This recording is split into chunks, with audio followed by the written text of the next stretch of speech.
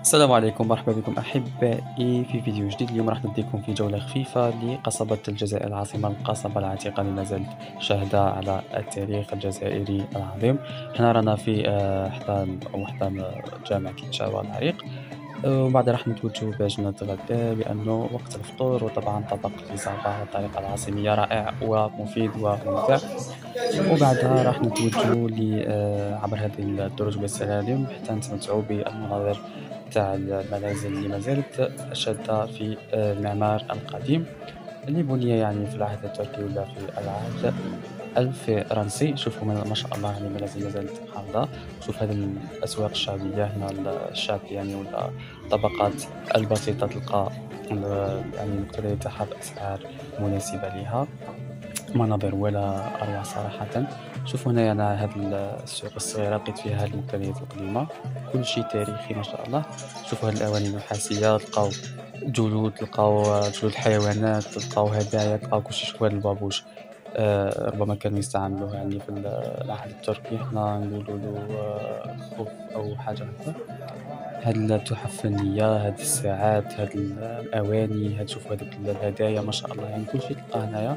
صراحةً ما سقسيتهاش على الأسعار، لهيت فقط طبعًا نشوفوا هاد الرحيوة تاع القهوة. طبعًا ركزت مع هاد الأمور، هاد الكنكيات اللي هو فيهم، هاد النحاس، هاد الخزف، هاد الخشب، هاد النقوش، هاد كل شي. التاريخ هنا يتحدث معكم بنفسه. كذلك اللي يحبوا التحف الفنية يقدروا يقتنوها منا. الهدايا كذلك، شوفوا هاد البوصلة اللي ما زالت ربما صالحة للاستعمال، ما شاء الله. شوفوا هذاك المفتاح اللي يعني تقدروا تعلقوا فيه الأمور تاعكم. هاد تقدروا تحطوهم هاد الصوالح في لي شومبر، تستعملوهم في الديكور. كل واحد وكيفاش، يعني راح تلقاو كل شي هنا صراحةً، يعني من كل المعادن، من كل الفئات، من كل شي ما شاء الله. يعني كل شي قديم وتاريخي، اللي يحب القديم واللي يحب الأنتيكيتي واللي يحب التاريخ يلقى روحه هنايا صراحةً، وما راحش يقدر يبعد على هذا المكان. حتى الهدايا شوفوا ما شاء الله، تقدروا تهدوها لأحبائكم. عاودنا كملنا الجولة تاعنا. وشوفوا حنا هاد الخرجة تاع السوق هذاك، مُطِلّة على هاد المنازل القديمة ما شاء الله، ما زالت كيما كانت. قصبة ما زالت محافظة ما شاء الله.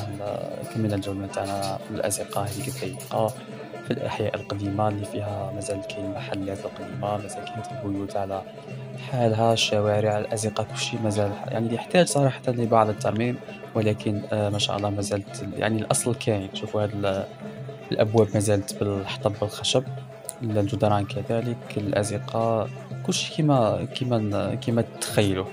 هذا السبالة ولا العين اللي راهي هي ما تسيش، ما فيهاش الماء، ربما فاسدة، ولكن مزينة بهذاك الزليج الجزائري اللي مازال شاهد. هذه المحلات كيما قلت لكم تلقاو تاع الخياط، تلقاو تاع اللي يبيع النحاس، تلقاو المواد الغذائية، يعني تحس روحك كأنك في مسلسل والّا في رواية. وهذا يعني كانت الجولة تاعنا خفيفة، ومرحبا بكم. ما تنساوش الاشتراك في القناة ولايك للفيديو باش ينتشر ويكون كأفضل رد للناس اللي تزيف التاريخ. وإن شاء الله تلقاو عندنا كذلك فيديو لجولتنا هذه في العاصمة كاملة، وكذلك تلقاو فيديوهات قديمة لجولتنا في العاصمة وفي مدن أخرى. نخليكم على خير، تحياتي، كان معكم علي فارس، تهلاو، سلام.